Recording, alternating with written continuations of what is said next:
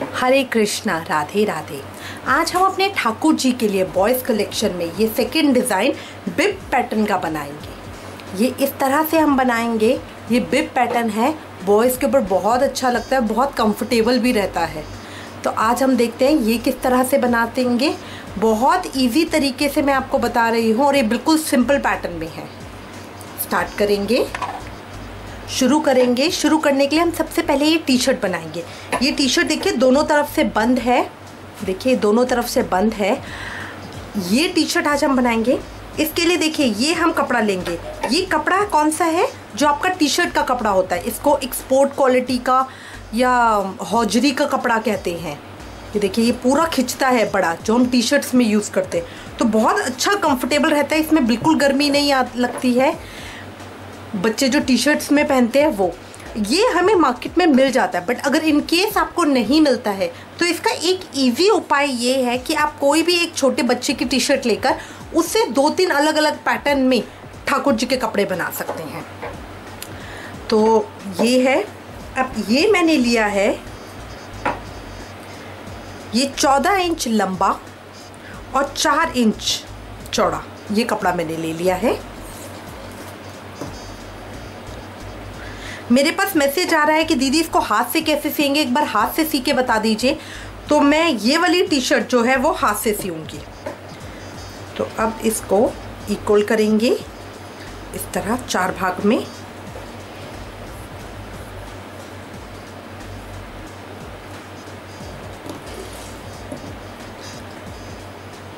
अच्छे से चारों तरफ से बराबर कर लीजिएगा। इसको 4 भाग में इस तरह मोड़ने के बाद अब मैं 3.5 इंच पे निशान लगाऊंगी। यहाँ पे इतनी मैं लेंथ ले रही हूँ, ये मेरी लेंथ हो जाएगी। अब 3.5 इंच पे मार्क करने के बाद अब मैं यहाँ पे 2 इंच पे मार्क करूँगी और यहाँ पे 1.25 इंच के ऊपर इस तरह से। हाथ से सी रहे हैं तो इसलिए बहुत ज़्यादा मार्जिन की ज़रूरत नहीं है।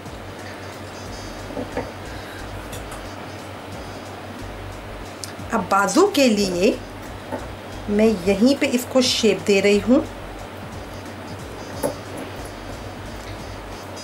यहाँ ऊपर से भी 1.25 इंच के ऊपर मार्क करूँगी, जो मेरा गला और मुड्ढा हो जाएगा।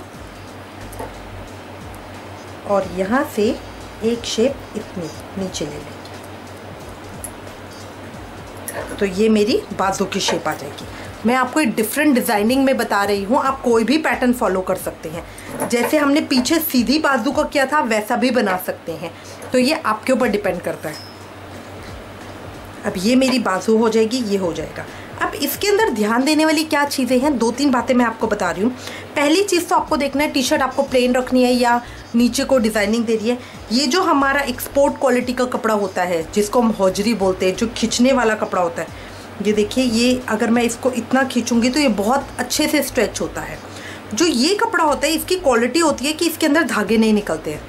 अब देखिए ये ऐसे गोल घूम जाता है बट इसमें धागे नहीं निकलते हैं।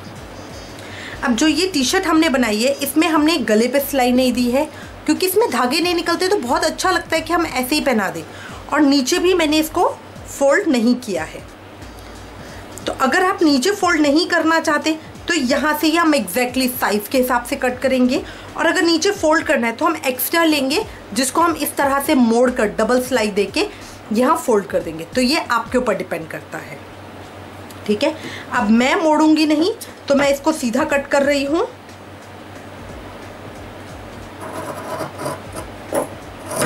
अब एक सिलाई मेरी ये कट हुई।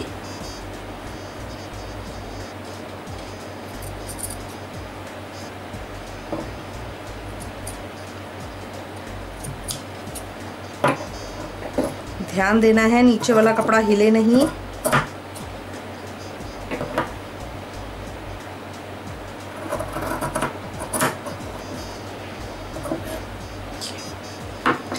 अब यहाँ से मैं अपना छोटा सा राउंड नेक कट करूँगी।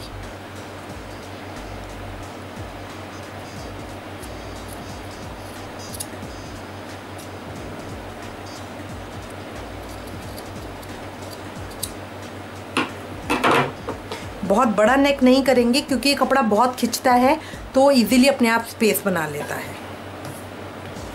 ये इस तरह से अब मेरी टी शर्ट बन जाएगी। अब मैं इसको खोलूँगी तो ये इस तरह का पैटर्न आएगा, ये इस तरह का आएगा। अब मुझे इसकी रॉन्ग साइड लेनी है।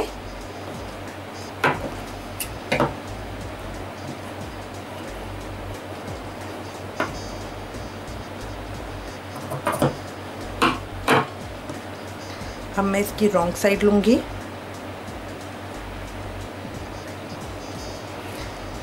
सही सीधी साइड को अंदर करके रॉन्ग साइड को ऊपर करके दोनों तरफ से। अब मैं गले से सिलाई लगाना शुरू करूँगी। यहाँ से सिलाई लगाऊंगी और ये यहाँ तक सिलाई लगाऊंगी।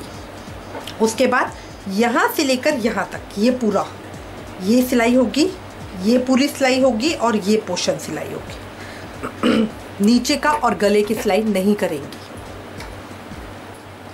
ये मैंने दूसरे कलर का थ्रेड लिया है ताकि आप इजीली देख सकें। अब देखिए, गले से स्टार्ट करेंगे। गले से इन दोनों पॉइंट्स को अच्छे से पकड़कर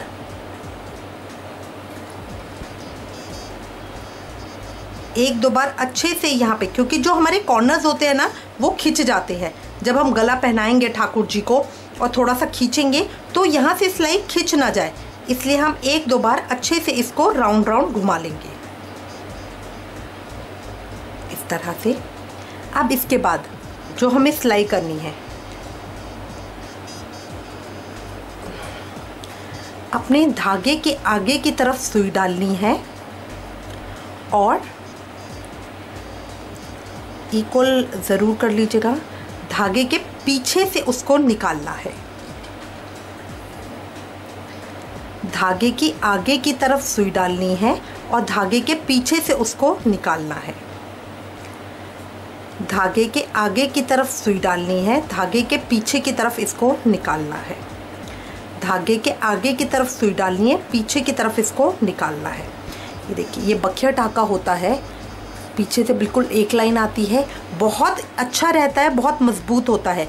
जो हम घर में अपने बड़े कपड़ों को ऑल्टर करते हैं उसमें भी हम इसी टाँके का यूज़ करते हैं।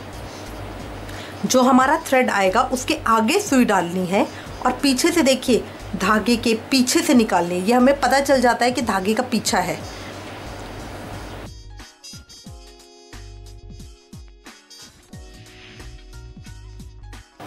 अब देखिए, बिल्कुल कॉर्नर पे सिलाई होती है तो बहुत ज़्यादा हमें मार्जिन की ज़रूरत नहीं होती है, इसीलिए जो हाथ की सिलाई होती है उसमें हम ज़्यादा मार्जिन नहीं छोड़ते हैं।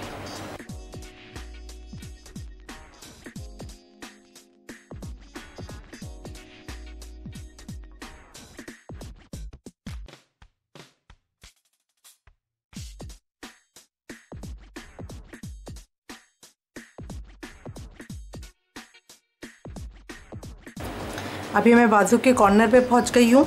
यहाँ पे भी इसी तरह से मैंने आपको बताया, एक दो बार हम राउंड घुमाएंगे, क्योंकि कई बार क्या होता है जब हम बाजू डालने लगते हैं सिलाइयाँ लूज़ होके खुल जाती हैं। हाथ से सिलाई के अंदर बस हमें मजबूती की ज़रूर देखना होता है। ये इस तरह से हो गया। अब मेरी ये एक सिलाई कंप्लीट हो गई है। अब मैं यहाँ से लेकर यहाँ तक ये पूरी सिलाई करूँगी। फिर सेम तरीके से यहाँ से यहाँ और यहाँ से यहाँ, ये 4 सिलाइयाँ कंप्लीट कर लूँगी। अब आपको बाजू का भी देखना है। ये मेरा जो ओपनिंग पोर्शन आएगा बाजू का, आप ये बाजू को इस तरह से फोल्ड करना चाहते हो या इसको इसी तरह से ओपन रखना चाहते हो। अगर इसको फोल्ड करना है तो ये यहाँ पे इस तरह से सिलाई लगाएंगे। देखिए, जैसे इस बाजू के अंदर हमने इस तरह से टर्निंग दिया था, अगर आप चाहें तो इसको इसी तरह से भी छोड़ सकते हैं। ये देखिए, मैंने सिलाई कर ली है। ये सारी सिलाइयाँ हाथ से करी है। ये देखिए, अब जस्ट मैंने नीचे की सिलाई छोड़ी है। ये भी आपकी मर्ज़ी के ऊपर डिपेंड करता है। अगर आप चाहते हैं तो इसको इस तरह से एक फोल्ड दिया और फिर एक फोल्ड और दिया, इस तरह 2 फोल्ड देके इसको भी सी सकते हैं। और गले का भी, बाजू का तो ये मैंने फोल्ड किया है, अगर आप चाहें तो गले का भी फोल्ड दे सकते हैं, बट ये इसके बिना भी बहुत अच्छा लगता है, तो इसलिए मैं ये फोल्ड छोड़ रही हूँ। अब इसको हम सीधा करेंगे। ये इस तरह की शेप आ गई। परफेक्टली स्लाइटली झुके हुए इस तरह से ये मेरी परफेक्ट टी शर्ट तैयार है। अगर आप इसे निक्कर के साथ नॉर्मल पहनाना चाहें तो भी बहुत सुंदर लगती है। दोनों तरफ से बंद है और बहुत इजीली ठाकुर जी के गले में आ जाती है। इसको आप किसी भी साइज़ में बना सकते हैं, क्योंकि जब हम हाथ से सिलाई कर रहे हैं तो उसमें साइज़ की प्रॉब्लम नहीं आती। जब मशीन से सिलाई कर रहे हैं तो उसमें प्रॉब्लम आती है कि छोटी छोटी सिलाइयाँ लगती नहीं है। अब इसके बाद हम अब इसकी मैचिंग पैंट देखेंगे। अब बिब पैंट्स बनाने के लिए ये देखिए, ये मैंने एक लंबी स्ट्रिप ले ली है, सिंपल एक लंबी स्ट्रिप। इसका 6 इंच इस तरह से लंबाई है और 11 इंच की चौड़ाई है। 11 इंच की इसकी चौड़ाई है। अब ये मैंने ले ली है। अब इसके बाद सबसे पहले मुझे ऊपर का नेफा मोड़ना है। ये मेरी किनारी है ऊपर की, तो इसको तो सिर्फ मैं सिंगल एक बार मोड़ूंगी तो मेरा काम हो जाएगा। मुझे जो मेरी लेंथ है वो तैयार 3.5 इंच की चाहिए। इसके साथ मैं बिब के लिए एक अलग से कपड़ा ले रही हूँ। ये देखिए, ये है मेरा 2.5 इंच बाय 3 इंच का, 2.5 इंच बाय 3 इंच का एक कपड़ा, ये मैंने एक ये ले लिया है। ठीक है, इसके साथ हमें थोड़ा रिबन चाहिए होगा, साटन रिबन। अब सबसे पहले कपड़े को हम नेफा बनाने के लिए इस तरह का एक कट देंगे।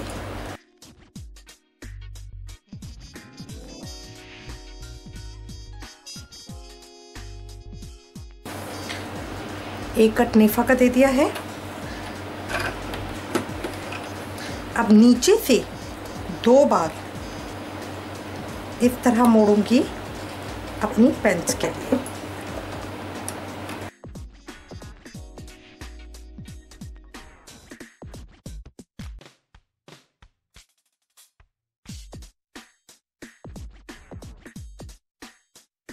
इन दोनों हिस्सों को इस तरह से पकड़ूंगी और यहाँ पे मैं एक सिलाई लगा दूंगी।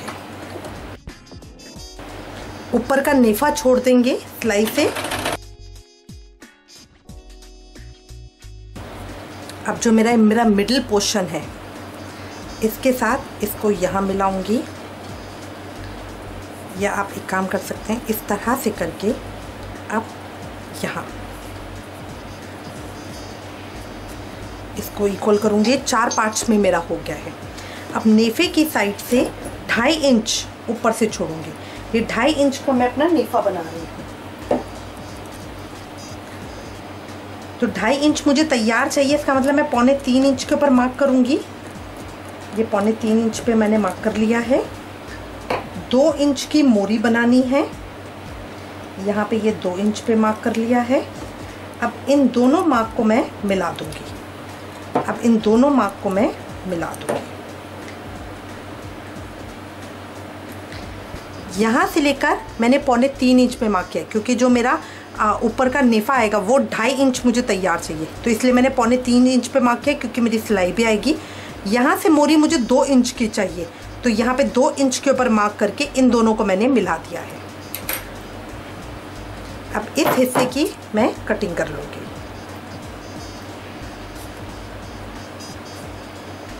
हमने सिलाई लगा दी है इसलिए थोड़ा सा टाइट हो जाता है, बट धीरे धीरे कटिंग करेंगे तो कटिंग हो जाती है।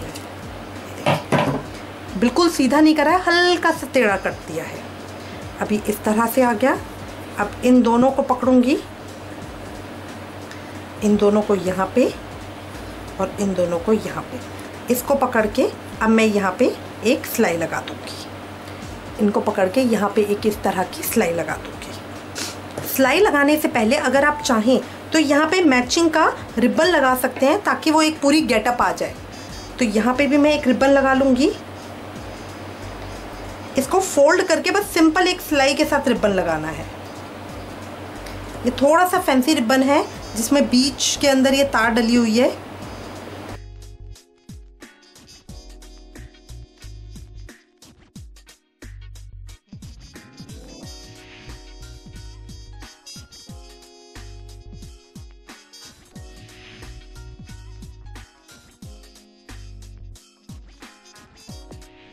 अब ये रिबन इस तरह का मैंने लगा लिया है। अब इसके बाद मैं इसको उल्टा करके सिलाई दे दूँगी।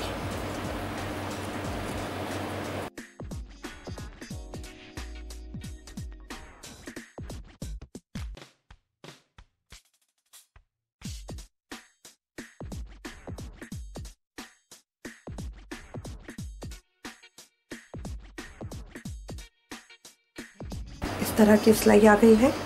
अब मैं सबसे पहले अपना बिब तैयार करूँगी। इस बिब को तैयार करने के लिए इसको हर तरफ से 3 तरफ से इसको मोड़ लूँगी।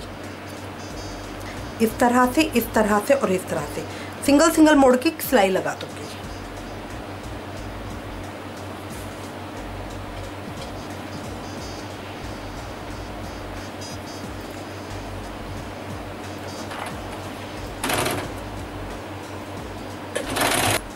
अब यहाँ पे ऊपर की तरफ के कॉर्नर्स को ज़रा सा हम मोड़ देंगे दोनों तरफ के, और एक सिलाई और लगा लेंगे।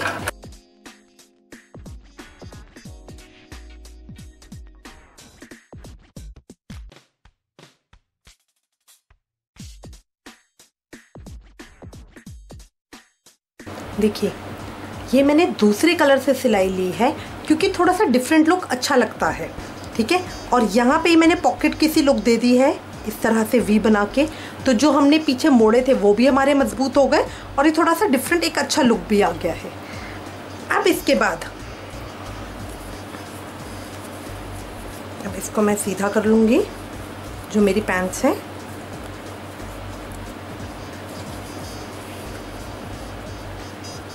अगर आप चाहें तो एक इसके ऊपर भी इस तरह से ये लगा सकते हैं ब्लू, एक लाइन इसकी इस तरह से यहाँ पे दे सकते हैं।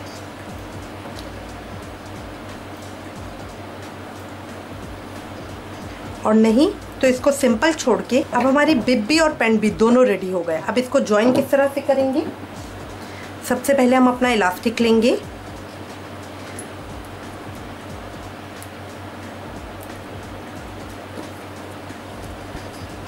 और यहाँ पे इसके अंदर इलास्टिक डाल लेंगे।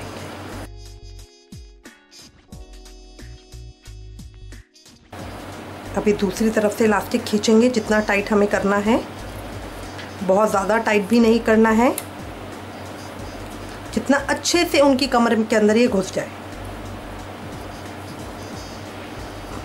अब इसको यहाँ पे कट कर लेंगे, उल्टी तरफ से इस तरह पकड़ के इन दोनों को सीधा पकड़ के। अब जो सिलाई मेरी कंप्लीट रह गई थी, मैंने यहाँ पे थोड़ी सिलाई लगाई थी ना, जो मेरी सिलाई रह गई थी वो मैं इन दोनों इलास्टिक के पीसेस को पकड़ के सिलाई लगा दूंगी।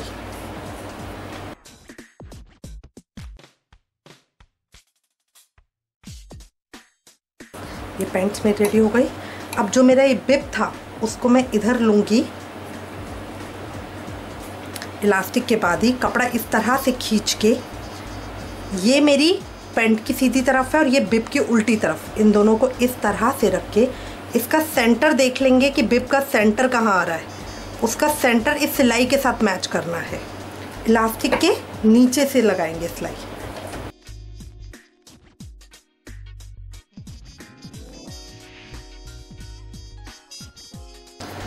इस तरह करके बिब मेरा इधर आ गया है। अगर आपको खाली खाली लग रहा है तो आप इसके ऊपर यहाँ पे इस तरह का ये रिबन लगा सकते हैं। डिज़ाइनिंग टोटल आपके ऊपर है कि आप क्या करना चाहते हैं, यहाँ लगा सकते हैं, यहाँ डिज़ाइनिंग टोटल आपके ऊपर है। अब मैं इसी रिबन की यहाँ पे ये पट्टी लगा रही हूँ, तो इसको थोड़ा सा रिबन को फोल्ड करके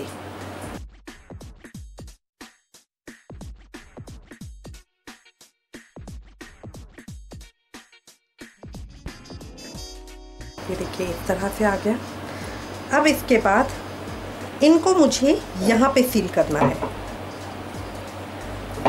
आप चाहें तो ग्लू गन यूज़ कर सकते हैं, वरना सिलाई से भी कर सकते हैं। तो अब मैं हल्का सा लेके इसको पेस्ट कर दिया और वेलक्रो यहाँ एक पेस्ट कर दिया। सुई धागे से भी ये बहुत आराम से सिल जाता है।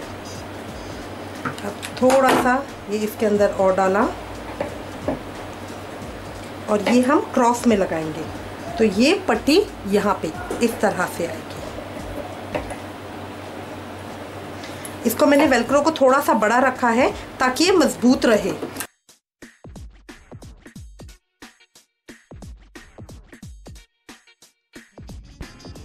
ये इस तरह से आ जाएगा।